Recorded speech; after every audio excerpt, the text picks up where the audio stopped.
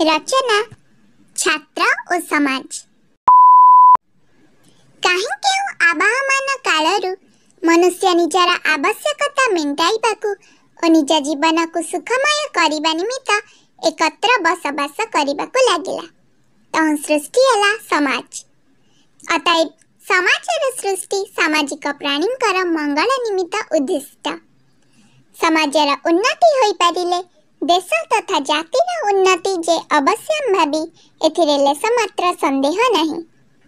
पुनश्च समाजर उन्नति छात्रर श्रृंखलित जीवन, सुशिक्षा, उत्तम स्वास्थ्य और उपयुक्त लालन पालन उपरे निर्भरशील। छात्र और समाज तेल और दीप सदृश। जेपरी भल और गुणात्मक तेल पाइले दीपटीए उज्ज्वल आलोक प्रदान करी अंधकार दूरीभूत करे, ठीक सेहीपरि तेल सदृश छात्र निजको उपयुक्त भाव गढ़िले दीप रूपक समाज को आलोकित करी समाजर अंधकार को दूरीभूत करि पारिबो। एथि निमित्त छात्र समाज आगे आसिबा वांछनीय। प्रत्येक पितामाता, शिक्षक शिक्षयित्री, समाजर शुभाकांक्षी आदि मध्य आगे आसिबा उचित।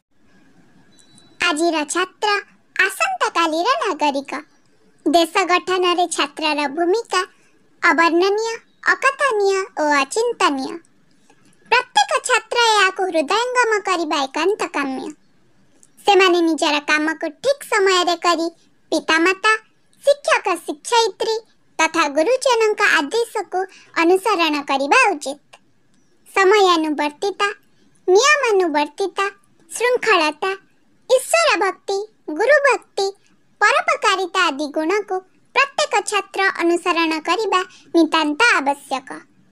मात्र दुख और परितप्तर अध्याय है कि जे आजिर छात्र समाज भूली जाउछि तार मानविकता और समाज प्रति थिबा कर्तव्य, जेउथि पई आजिर समाज होई जाइछि कलंकित और कलुषित।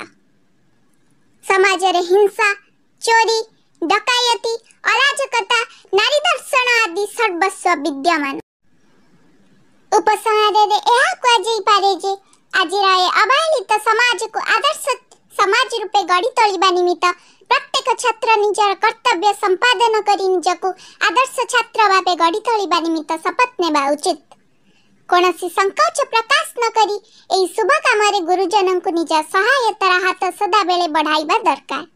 आमको मने रखिबा आवश्यक जे छात्रंक उन्नति समाजर उन्नति, समाजर उन्नति जातिर उन्नति, जातिर उन्नति देशर उन्नति, देशर उन्नति विश्वर उन्नति।